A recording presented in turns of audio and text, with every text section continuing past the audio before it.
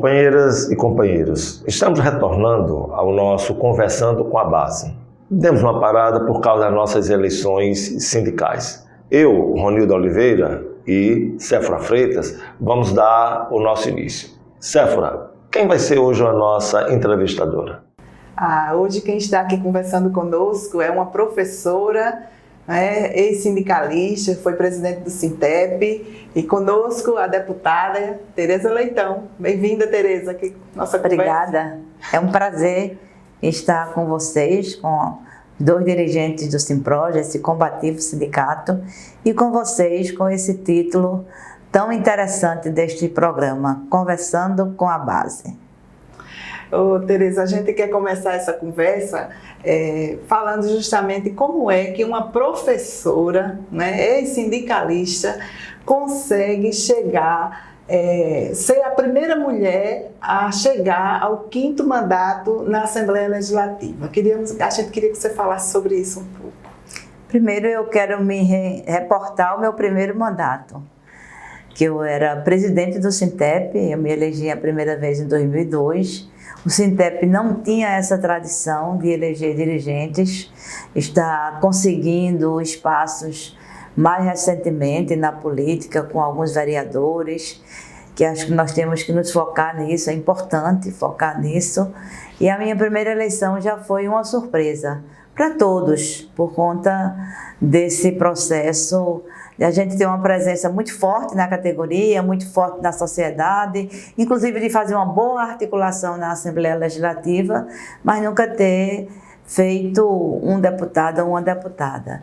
E aí, com o passar do tempo, isso foi se consolidando. Eu acho que a minha base principal de atuação é justamente essa identidade, não uma identidade meramente corporativa com a categoria, que ela também tem que existir e eu me orgulho disso, mas também com a pauta da educação, que é uma pauta importante para a sociedade, é uma pauta que tem também desdobramentos com outras políticas, como a política de direito da criança e do adolescente, a política de afirmação da juventude e a política de gênero. Então, eu digo, Séfora, que foi uma superação ter sido, até hoje, até o final desse mandato, a primeira mulher que conseguiu 5 mandatos consecutivos, porque o nosso espaço na Assembleia tem crescido, hoje nós somos 10, mas é com muita dificuldade que a mulher está ocupando esse espaço. Não tem retorno, eu acho. É um espaço que está consolidado, mas é preciso muita raça, como diz a música. É preciso ter gana, é preciso ter raça sempre para representar as mulheres e mais ainda as mulheres educadoras na Assembleia Legislativa. Tereza, com esse mandato de você ter sido, assim como você colocou, sindicalista, mulher, e sabemos que na política ele ainda é ainda é muito machista. E como foi ser essa sua relação com os seus pares na Assembleia Legislativa? Teve entraves, preconceitos? Como você conseguiu romper tudo isso? Eu acho que há um preconceito velado contra as mulheres, embora não haja desrespeito explícito, de forma nenhuma. Nós temos os mesmos espaços, temos direito a presidir comissão. Nesta legislatura nós superamos outra barreira, que é a presença de 2 mulheres na mesa diretora, uma inclusive sou eu, sou terceira secretária. Temos a primeira vice também, que é uma mulher, Simone Santana. Mas as relações políticas, como você diz, elas são muito contaminadas, pela sociedade.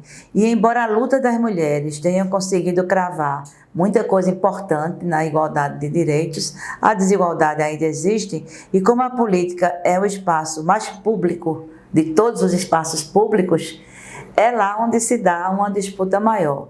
Eu nunca me senti desrespeitada pelo fato de ser mulher e pelo fato de ser professora. Mas no meu primeiro mandato, eu senti que havia, sim, uma rejeição de determinados setores pelo fato de eu ter sido sindicalista.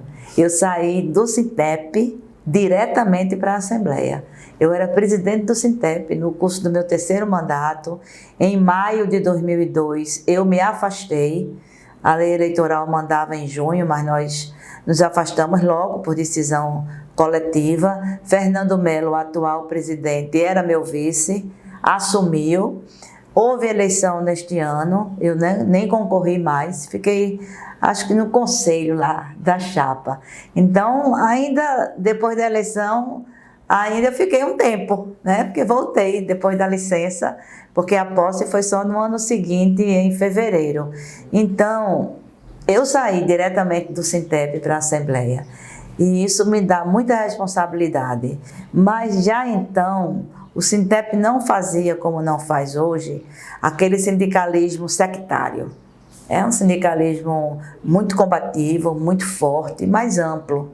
Então, nós transitávamos na Assembleia apresentando emendas, apresentando reivindicações. No período anterior à minha eleição, foram votadas 2 leis importantíssimas para a categoria, o Estatuto do Magistério, o Plano de Cargos e Carreiras, e nós tivemos muita relação com alguns deputados, mas não está escrito que uma sindicalista possa ser deputada. Nós foi que inscrevemos. E outros sindicalistas que vieram depois com muita honra para a classe trabalhadora.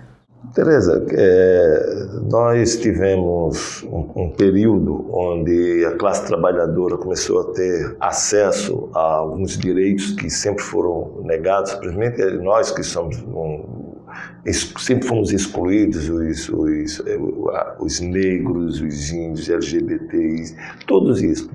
E após a saída, através de um golpe da companheira Dilma Rousseff, e assumindo o ilegítimo presidente Temer, veio agora a eleição de Bolsonaro e ganhou a presidente, e a gente percebe que está tendo muito ataques tanto nos direitos trabalhistas, nos direitos da classe trabalhadora, mas especialmente a educação.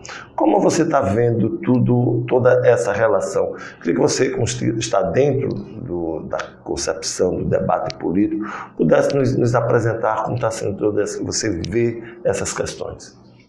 O governo Bolsonaro, ele tem algumas representações bastante difíceis para a construção democrática. Não é à toa que ele veio eleito depois de um golpe. Embora eleito, não foi uma campanha democrática.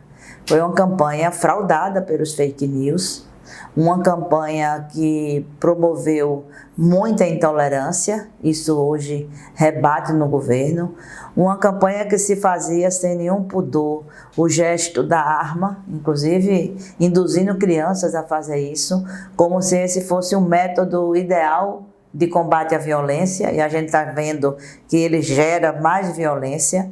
E tudo isso veio para o governo, é evidente, não é? Todos esses setores. Aí você tem o setor de uma economia de mercado, baseado na Escola de Chicago, onde a presença do Estado é mínima, tudo é entregue ao mercado, ao sistema financeiro, com a força do capital dos bancos, e a gente está vendo o que é que isso está significando para a população brasileira. Você tem o setor que, decorrente deste, trabalha incessantemente as políticas de privatização e de retirada de direitos.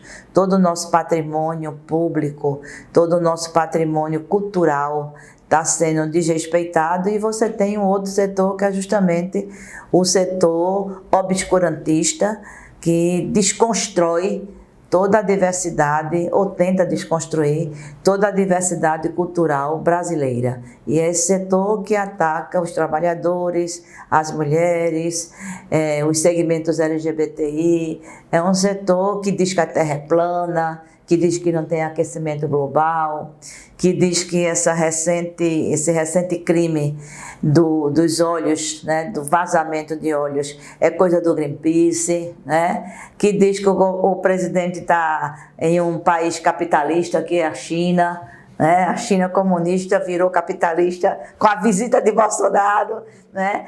É uma pobreza, é uma indigência intelectual que nos atinge muito fortemente. E a educação é utilizada exatamente como este fator, a educação e a cultura, porque são fatores de transformação de consciências, são fatores de expressão de identidades, e aí não interessa, né, ao governo Bolsonaro uma educação transformadora, uma cultura emancipadora. Pelo contrário, nós temos que regredir.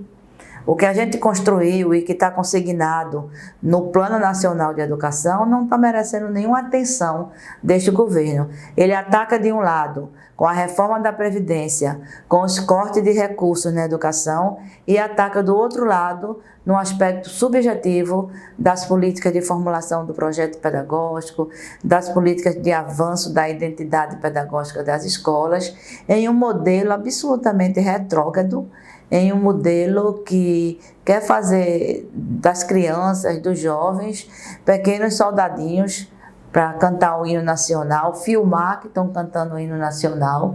O hino nacional é um dos símbolos da pátria. A gente não canta o hino nacional para agradar nenhum presidente. Isso faz parte da formação cívica, né, das crianças, dos jovens, dos adolescentes. E ele traz isso tudo como se fosse coisa dele. Se apropria da bandeira nacional, se apropria do hino, se apropria dos símbolos, sem conseguir incluir isso numa educação emancipadora, numa educação cidadã. Então, acho que nosso segmento, a política pública de educação, é das mais afetadas pelo governo Bolsonaro. E agora o assunto que está em pauta, não é a escola cívico-militar, que ele está apresentando como sendo a solução para todos os problemas da educação e da violência. E aí a gente tem aqui em Jaboatão, que foi um dos municípios que... Dos poucos, né? Dos poucos. Pernambuco nem aderiu, mas o município de Jaboatão, né, fez a adesão a esse programa. E aí a gente poderia começar a conversar sobre esse tema, mostrando principalmente a diferença, porque tem muita gente achando que é uma coisa boa, pela propaganda que eles fazem. E tem como modelo as escolas militares que já existiam, né, Tereza? Eu queria que você apresentasse para quem nos assiste quais são as principais diferenças entre as escolas que já existem e essa proposta pelo governo Bolsonaro. Primeiro, tem duas grandes inverdades, que é uma prática recorrente desse governo, são as fake news. Tem duas grandes inverdades na formulação um decreto, acho que é 1004, o decreto que instituiu essas escolas cívico-militares. Elas não são as escolas militares que já existem, por concessão da Constituição, está lá também consignado, que as Forças Armadas podem organizar as suas próprias escolas. Então, essas são as escolas militares, que existem há muito tempo no Brasil. São, via de regra, destinadas para os filhos dos militares e, quando sobram vagas, elas são colocadas para a seleção pública. Essas escolas têm currículo próprio, têm disciplina própria, têm objetivos próprios, têm concepção própria e projeto pedagógico próprio. Elas não são parte integrante do sistema de educação. Nós temos duas aqui no estado. Temos a do Exército, que funciona na cidade universitária, o colégio militar, né? E temos no DERB a escola da Polícia Militar de Pernambuco. Tudo bem, a Constituição permite, como permite também as escolas confessionais, né? O que Bolsonaro quer é construir novas escolas, é destinar mais recursos para a educação? Não, de jeito nenhum. Ele quer se apropriar de uma escola ou duas por estado, que já existam, que já tenham a sua identidade, chega lá, se apossa da escola, dizendo que é uma escola em área vulnerável, portanto criminaliza a pobreza, e para consertar aquela escola tem que ter militar dentro dela. O recurso que vem, que é outra inverdade, não é para a compra de material, não é para restaurar fisicamente a escola, não é para ampliar com laboratório, nada disso. 1 milhão que está vindo por escola é para pagar os policiais aposentados que vão fazer parte do corpo administrativo e pedagógico daquela escola. Cada aposentado vai ganhar 30% de gratificação, Ronildo. O menor soldo de um militar aposentado deve girar em torno de 6 a 7 mil reais, maior do que o salário de qualquer professor da ativa. E aí, em cima disso, 30%. Os 30%. É uma forma também de tirar dinheiro da educação, do MEC, para o Ministério da Defesa. Porque quem paga militar é o Ministério da Defesa. Mas esses vão ser pagos com os limitados recursos da educação. Então, essa é a primeira diferença. Segundo, eles dizem que não vão se meter em nada da escola. Na hora que você está ali dentro da escola para corrigir, né, desvios, corrigir excessos, disciplinar, você vai ficar ali sentado como uma pedra? Claro que não vai. Nós já temos exemplos em outros estados, inclusive de bastante violência no trato com a questão pedagógica, praticado por esses militares, porque a formação deles é outra. Eles foram formados para um trabalho que é importantíssimo para o Brasil, é a defesa do nosso território. Por que é que não bota esses militares nas fronteiras para evitar o tráfico de drogas? Ah, porque as escolas estão cheias de drogas. Como é que essas drogas chegam nas escolas? Não pode resolver o problema da violência da escola se a violência está na porta da escola. Exatamente. Né? Vão atuar fora da escola para que a escola tenha mais segurança, para que os professores e os funcionários da escola trabalhem com mais tranquilidade. Não precisa. Ah, porque a escola tem agora a dança do passinho. E é o militar que vai impedir isso? O que é que a escola acha da dança do passinho? Como é que os professores podem trabalhar isso dentro de um projeto cultural na escola, resgatando as nossas raízes? Ah, porque não pode ter aluno nem com pêncige, nem tatuado. Se é, vocês vão chegar na escola e já vão encontrar esses meninos dessa maneira. Ah, porque os meninos têm que usar cabelinho curto. Agora tá até em moda, né? O seu tá bem curtinho, né, Ronildo? E as meninas têm que usar trança ou rabo de cavalo ou cocó. Quer dizer, é uma disciplina imposta que vai se manifestar na aparência, no medo. Não é uma disciplina construída, não é uma disciplina que eu defendo que a escola tenha. A escola tem que ter disciplina, tem que ter pactos, tem que ter convivência, tem que ter respeito. Mas isso é uma atitude que é construída pelos professores. Ô, Tereza, nesse ponto, parece assim, há uma compreensão, uma distorção do que significa a violência. Exatamente. Porque a violência que há na escola é uma violência estrutural. Como nós não resolvemos a questão estrutural ao redor da sociedade, a exclusão que há, a escola, como bem nós sabemos, ele é o primeiro sinal, reflexo dessa sociedade. Exatamente. E eles querem ir para dentro sem resolver a questão. E a escola, com a quase universalização, que isso é importante porque isso é direito, você não pode selecionar, não, só vem para a escola meninos e meninas de uma família estruturada, que tem uma mãe que ensina a tarefa, que tem um pai que esteja empregado, que não tenha nenhum problema na família, a criança chegue tranquila. Não é assim, a gente sabe que não é assim. Porque essa seletividade, ela não existe mais. E às vezes a gente selecionava o aluno que a gente achava que a família dele não tinha nenhum problema, porque também tem esse mito, né? Só tem problema nas classes populares. As escolas privadas, os pais são todos muito bem resolvidos, é tudo muito certinho e a gente sabe que não é bem assim. Problemas de estrutura familiar, problemas de relacionamentos, problemas sociais, a gente tem em todas as classes sociais. Mas quem está sendo criminalizado porque é indisciplinado, porque usa pisque, porque é usado como aviãozinho para o tráfico, porque se desconfia, é a classe que eles chamam vulnerável. São os pobres, são os negros, são os moradores de periferia. Então, a escola recebe essa população agora e tem que receber muito mais e precisa estar preparada para isso. E os nossos professores não podem ser considerados, como esse projeto os considera, incompetentes para tratar com isso. Acontece muita coisa boa nas escolas públicas. E o que está faltando são as condições. O que falta? Melhoria salarial, radicalizada, né? O que é que falta? Estrutura em muitas escolas, profissionais, tem muitos terceirizados. Aí veja a contradição de Bolsonaro.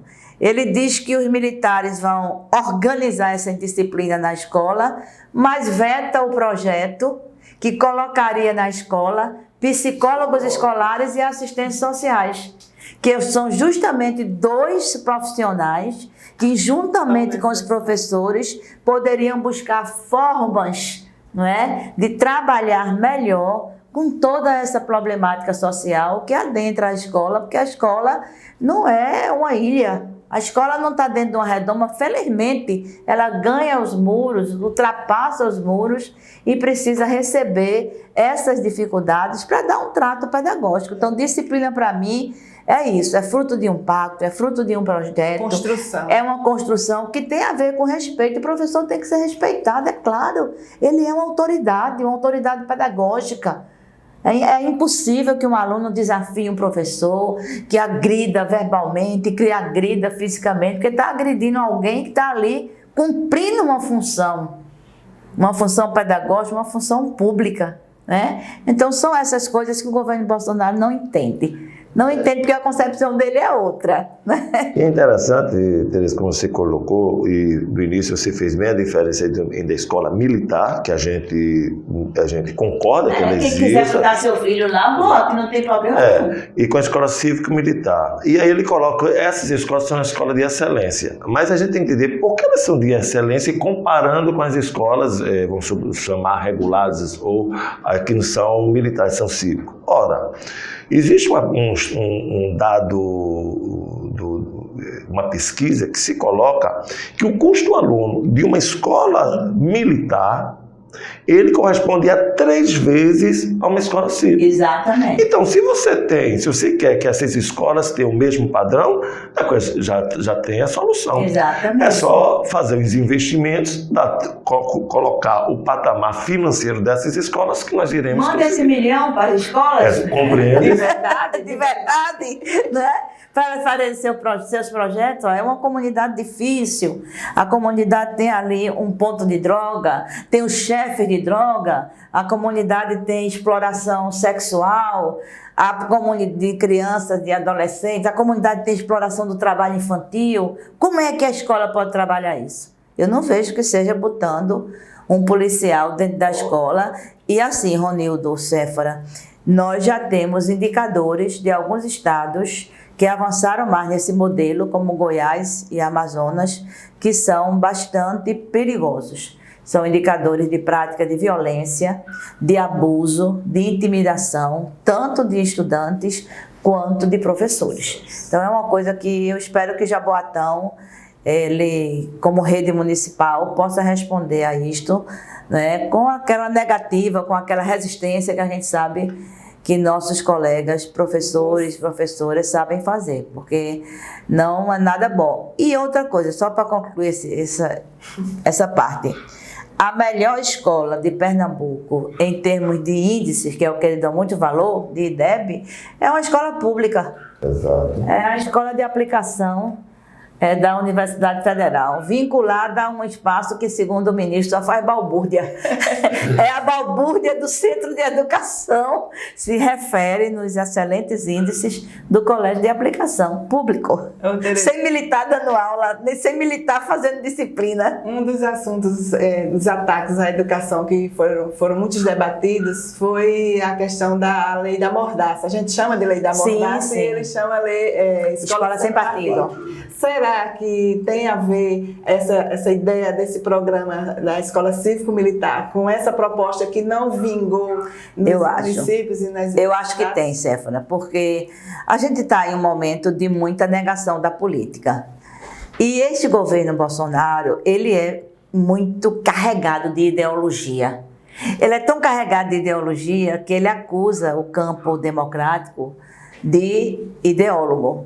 Tudo de vocês é na ideologia. Isso já é uma ideologia. A própria afirmação do governo Bolsonaro, do presidente Bolsonaro, no dia que ele lançou e assinou o decreto, foi o seguinte: nós temos que botar na cabeça dessa garotada a ideologia militar, de respeito ao hino, de respeito à bandeira, de respeito à disciplina. Eles têm que aprender a ser disciplinados. Ele disse isso com a sua própria voz, né? Então, o modelo de escola sem partido foi muito combatido, chamado inclusive de escola com mordaça, de escola de partido único, que era isso que ele queria, porque não encontra ressonância na pluralidade da categoria. Ora, ele nos chama de doutrinadores. Se a gente fosse doutrinador, ele teria sido eleito? Eu acho que não. Porque a nossa categoria ela é plural, tem de A a Z. Por quê? Porque a liberdade de cátedra prevista na lei é exercitada. O que acontece é que as propostas mais avançadas, as propostas mais de gestão democrática, de participação da família, de organização dos estudantes, são as que estão dando certo. Então vamos combater isto para não ficar nenhum resquício e não vamos perder a escola como um espaço de praticar essa ideologia do atual governo, que é a ideologia da negação da ciência, da negação da diversidade, da criação de coisas que não existem, como a tal da ideologia de gênero. Então é fazer da escola esse lugar nefasto, como eles estão fazendo da universidade, que eles disseram que só tem balbúrdia, e da escola só tem, segundo eles, dança do passinho e agressão a professores. Vamos fazer esse negócio de terra arrasada e trazer um remédio para isso, que é a presença dos militares na escola. Então eu sei que a população e nós, trabalhadores em educação, também estamos muito preocupados com a violência. A violência, inclusive, aumentou. Os crimes letais e tem aumentado no governo Bolsonaro. Aumentaram de janeiro para cá, de modo geral, no Brasil. Então, há muita insegurança. Então, o encanto de ter uma escola segura, ele naturalmente pode, né, seduzir alguns dos nossos colegas. E aí, o tratamento com a presença do policial pode parecer uma coisa boa, mas eu alerto que vocês, professores e professoras, também poderão ser enquadrados. Pronto, eu queria exatamente saber, você está colocando, Tereza, como você colocou inicialmente, 2 estados, Goiás e Amazônia, já tem um exemplo. Distrito Federal. E Distrito Federal já tem exemplo acerca disso. Foi colocado algumas pesquisas de alguns resultados que estão saindo agora em torno dessas escolas. Eu queria que você relatasse alguns casos que nós já temos conversado, dialogando sobre isso, principalmente para aquele professor e aquela professora que acha que este projeto, esse programa é ideal, para que a gente possa perceber que o que é que tem também por detrás, o que é que está acontecendo com isso. Primeiro, deixar bem claro que nós não somos contra os militares. Eles têm um papel a cumprir. Acho natural, natural na concepção dele, que um presidente que é um capitão aposentado do Exército queira levantar, né, o astral e o status da categoria de onde ele veio. Mas ele tem que ter cuidado ao fazer isso, né, para não entrar em seara alheia. Aí eles dizem assim, mas nos colégios militares tem professores civis? Tem, porque eles não dão conta de tudo. Mas esses professores civis têm que se adequar à disciplina. Tem também médicos civis, tem dentistas civis. Médicos e dentistas civis, por exemplo, que trabalham na aeronáutica, trabalham de farda. E no dia 7 de setembro tem que ir marchar. Porque é a ideologia, é a concepção, é a missão das Forças Armadas, para quem é de lá. Então, eles querem trazer isto para dentro da escola. Não se admite uma criança chegar 2 minutos depois que o portão fecha. O professor tem que usar jaleco, né? O professor tem que usar jaleco e as crianças voltam. E vão para onde? Se tiver acompanhada com a mãe ou algum adulto, volta para casa. E a gente tem outro sistema nas escolas. Entra, não assiste a primeira aula, é repreendido, leva para cá. Tem escolas que já estão trabalhando a ausência de alunos por app. Para a família saber que o aluno não veio, saber por que foi que ele não veio, se ele realmente saiu de casa, 2 faltas consecutivas, se avisa ao conselho tutelar. Tem coisas muito boas acontecendo nas escolas públicas. E aí, esses que estão experimentando já isto, como a disciplina militar ela tem outros padrões, fica difícil eles não aplicarem esses padrões nas escolas. No Amazonas, nós estamos acompanhando 80 inquéritos no Ministério Público.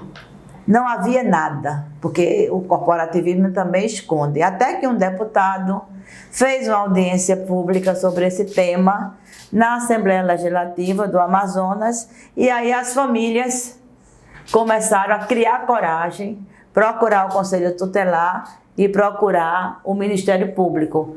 No Amazonas foram casos muito dirigidos às crianças e aos jovens, adolescentes e jovens, que são escolas de segunda parte do ensino fundamental e ensino médio. Intimidações, pressão psicológica, pressão física e até convites para experiências sexuais. Até isso foi feito a uma jovem. Em Goiás, nós estamos com 2 casos também sendo investigados. Um caso de meninos e meninas que se desconfiou que eles estavam com drogas na bolsa. Foram levados para o banheiro, obrigados a ficarem totalmente despidos, as meninas na frente de uma policial feminina e os meninos na frente de um policial masculino, com intimidações, com provocações, com pressões, para verificar se eles estavam conduzindo drogas. Um tratamento realmente indigno para uma criança, para um jovem, para um adolescente. E um professor, também em uma escola de Goiás, que notificou o Ministério Público, o inquérito foi aberto, até as lesões físicas foram comprovadas pelo IML, que disse que não ia assinar uma ordem de que ele tinha transgredido 3 determinações da escola. Ele disse, não transgredi. E se eu não transgredir, eu não vou assinar. Foi levado à diretoria, foi agredido fisicamente, foi zombado na sua integridade profissional, chamado professorzinho de nada. E esse rapaz deu entrada, primeiro foi para o corpo de delito, se comprovou as agressões, ele estava com marcas no corpo.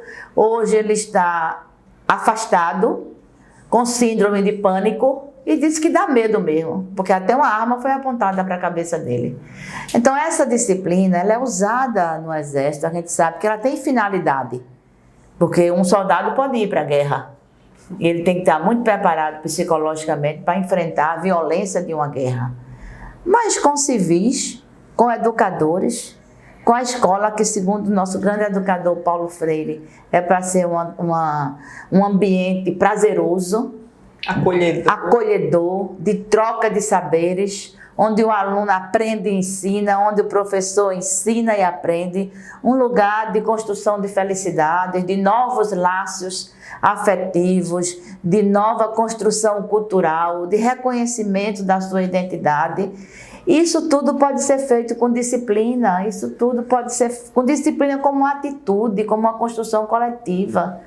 Os grandes defensores, os grandes pensadores da educação dizem muito isso. Não é justo que um aluno só atrapalhe a aula de todos os outros. Nós temos como consertar isso, como melhorar isso? Temos com matrizes pedagógicas, com métodos. Se for uma coisa muito absurda, temos a quem recorrer. Projeto político pedagógico. Exatamente, nós temos a quem recorrer. Então, acho uma proposta absolutamente enganosa. Há quem diga que essa proposta também tem a ver com a ideia de privatização e mercantilização da educação, precarização da educação. Também. A gente está enfrentando 2 debates sobre isto que se vinculam ao Ministério da Economia. O primeiro é que o Guedes está propondo que se desvincule os 25% obrigatórios para a educação, como também o da saúde, que os estados e municípios não sejam mais obrigados a aplicar esses 25%, que vai exatamente para a estrutura, para a compra de material, para a merenda, e a parte vinculada ao Fundeb, que vai para o pagamento dos nossos salários, inclusive com o advento do piso. E o outro é a proposta do Fundeb, que ele não quer aceitar o relatório da professora Dorinha, que inclusive é da base, é do DEM de Tocantins, fez um trabalho belíssimo de escuta, fez 50 escutas, fez um relatório que é mediano do sentido da pluralidade, né, dos deputados e das deputadas e de todos os partidos a quem ela ouviu, mas que mantém 3 coisas importantes. Primeiro, torna o Fundeb permanente. Segundo, amplia o investimento da União, que hoje é de 10%, no prazo de 10 anos ela amplia para 40%. E terceiro, não aceita condicionar o repasse dos recursos aos resultados. É isso que é a ideia do mercado, é a ideia da competição, é a ideia da competitividade, é a ideia de vender, não é, um produto. Então, essa venda, esse tratamento da educação como produto, são os princípios do mercado, que eles querem trazer para a educação e se vincula também à educação doméstica, né, a tal homeschool, não é? Que está em alguns estados mais avançados do que aqui, e isso traz, evidentemente, prejuízos para quem mais precisa da escola, que são as classes populares. Muitos meninos e meninas de periferia têm na escola, Ronildo, o único equipamento cultural. É a possibilidade de ter acesso a um livro, é a possibilidade de ter acesso a um computador, como aqui no estado que tem o programa Ganha o Mundo, é a possibilidade de viajar, é a possibilidade de aprender outra língua. Não, a gente não pode negar isto. Negar isto é negar direito. E, em última instância, essa escola militar, cívico-militar, ela nega direitos. Então, é uma coisa muito conturbada. Aparentemente é para tratar da violência, mas é como você disse, ou o Estado brasileiro trata da violência como um fator decorrente de muitas outras coisas, reestrutura o direito à cidade, o direito à segurança, o direito à saúde, o direito à educação, o direito ao emprego e ao salário digno, ou nós vamos ter esses pequenos focos de violência se tornando grandes ameaças. Aqui em Jaboatão, Tereza, a gente do sindicato já colocamos uma nota, porque a Prefeitura de Jaboatão... Eu vi a nota de vocês, muito boa. A Prefeitura aderiu ao programa e nós percebemos várias incoerências na própria adesão. Uma delas que quando você coloca, e o governo alardeou que as escolas de Jaboatão teve os primeiros lugares no IDEB, da região metropolitana e tudo mais, ora, essas escolas que conseguiram isso não foram através de escola cívico-militar. Então, se essas escolas que tiveram esses resultados, é só ver quais as razões, os motivos que tiveram esses resultados e poder fazer com que as outras possam chegar. Exatamente, ter feito a escola em tempo integral. Dá um ótimo resultado. Vamos ampliar? Exato. O que a gente percebe, é que não estão desejando, a gente percebe pelo custo. O investimento ele é alto na escola integral, não desejam. Então, o que eles querem, de fato, é minimizar o investimento, manter o investimento. Você colocou a questão do Fundeb, se não tivermos para o ano um posicionamento do governo federal, teremos situação muito séria para a própria educação. E o que nós colocamos na nossa carta, que Jaboatão, ao invés de aderir, deveria criar, já que tem uma sintonia com o governo federal, que poderia exatamente utilizar de seus parlamentares para poder reivindicar a agilidade com relação ao Fundeb, posicionamento. Essa questão que você colocou, que o próprio Bolsonaro não autorizou a permissão de ter psicólogos e assistência social na escola. Ou seja, tem outras políticas ao invés de ficar fazendo uma adesão a uma coisa. E outro ponto, um dos artigos que eles colocam, é que diz que tem que ser uma consulta popular. O Conselho Municipal não foi consultado, nós do movimento sindical não fomos consultados, a Associação de Pais não foram consultados, os grêmios, né, não foram consultados. Então, eu queria que você visse toda essa questão sobre Jaboatão, que não há necessidade disso. Exatamente. É até uma contradição, né? o prefeito fazer uma intensa propaganda. Eu fico feliz quando o município atinge suas metas, independente de qual partido seja do governante, porque a educação precisa também ser tratada nessa sua amplitude. Então, para que uma escola cívico-militar aqui, se a rede está tão bem? Né? Se o que de bom foi construído sem a presença dessas escolas? Eu acho que é um pouco também para satisfazer. É como eu disse em uma das rádios, parece que Bolsonaro quer uma grife do seu governo e seus aliados ficam fazendo isso como se fosse uma coisa e dizendo outras de verdade. Não todo mundo aprova essas escolas. Eles estão se baseando em uma pesquisa feita unicamente no Distrito Federal, da qual eles dão apenas o resultado. Não dizem quem foi pesquisado, não mostram as lâminas de pesquisa, faixa etária, classe social, nível salarial, gênero, homens ou mulheres, idade, não dizem nada, só o resultado. Então, o que leva a crer que o projeto também não tem bases metodológicas, não tem bases pedagógicas, não tem bases sociais. É apenas os meninos serem disciplinados na marra. Como disse um dos defensores no recente debate que eu fui, é para os meninos entrarem na linha. Eu vi. Que até eu perguntei a ele, qual linha? Linha reta, linha curva, linha sinuosa? Porque a escola é isso. A escola não é linear. A escola é dialética. A escola tem suas contradições, é plural. E por isso que ela tem tantas possibilidades de construir aprendizagens, de construir afetividades, de construir cidadania. E é isso que a gente quer para as escolas públicas de todo o Brasil.